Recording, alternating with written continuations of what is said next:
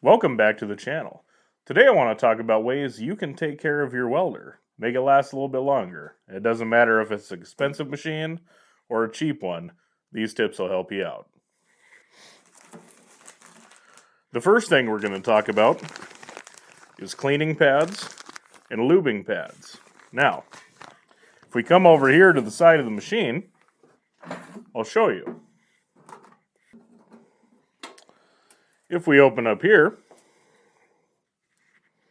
you can see I don't have any on here. So let's fix that. It's no secret that welding shops are dirty. So let's install one of these wire wipes and I'll explain how they work. As you can see here, there is even some crap on my spool. So first thing we do is we install the cleaner. And this just wipes dirt and debris and welding dust off the wire. And next we'll install one of these lube pads. Once your lube pad is installed, we will hit it with some of this Lube-Matic wire cleaner and lubricant. We don't need a ton, we just want to saturate this thing. Now I know what you're going to ask.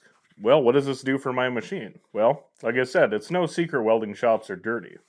So what this will do is it'll clean the wire and lubricate it. So as it goes through the stinger, it'll also help keep the liner inside the gun cleaner. This will also lead to less hang-ups when you're welding. And that brings us to number 2. For helping keep the tip clean, I like to use this Weld Aid Nozzle Clean number 2. I think it's a silicone-based spray, but what it will do is it will help reduce the accumulation of BBs on the end of your gun. It's pretty easy to apply. You just spray it in there. It's genius. You never want to have a dirty tip. This also works good for spraying material when you're welding it. I don't know if that goes against any codes or anything like that, but it will reduce the amount of BBs on your material. That brings me to number 3. Replace your tips frequently. I can't tell you how many times a welder's been acting up, it hasn't been arcing right, it's kind of running like crap. The first thing I do is I replace the tip. You see, over time, these tips actually wear out and the wire will get loose in there. This one's not too bad, but being that the electricity flows through the whole gun and contacts the wire at this tip, you want this to be as good a connection as possible. So a good thing to do, just replace it. They're not that expensive, and it can definitely improve your welding. Another important tip, you see this cord, part of the stinger? Don't step on it. There are tons of tiny little wires running through this. Every time you step on it, you risk damaging those wires, so the electrons have a harder time flowing through the gun. I don't know how many times in production shops I've had to have machines have these replaced because they get too damaged to properly send a current. So now your machine is working harder to do the same amount of work. Another important thing to do is open your regulator slowly. You see, inside these regulators, there's a diaphragm and a spring. That's what adjusts the pressure. If you continuously open those fast, you will eventually damage this diaphragm and it will need to be replaced or the whole regulator will need to be rebuilt.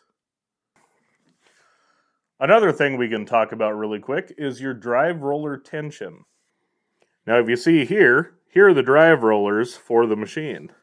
This knob here is what sets the tension as far as how hard these two wheels are contacting.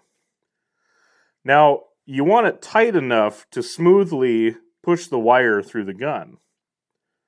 But you also don't want it over tight to where, especially on dual shield, which this is hardwire, it can actually flatten the wire, being that it has flux in the core. So make sure that this is tight, but not too tight. Otherwise, you're putting unneeded stress on the machine once again. So with that, here are just a few tips that hopefully will make your machine last longer, whether it's new, old, cheap, or expensive. Now, I'd like to take a side note here. I am not very good at uploading videos regularly. So, subscribe or don't. If you did, that's great, because I will post videos by happen chance. So, until the next one, we'll see you later.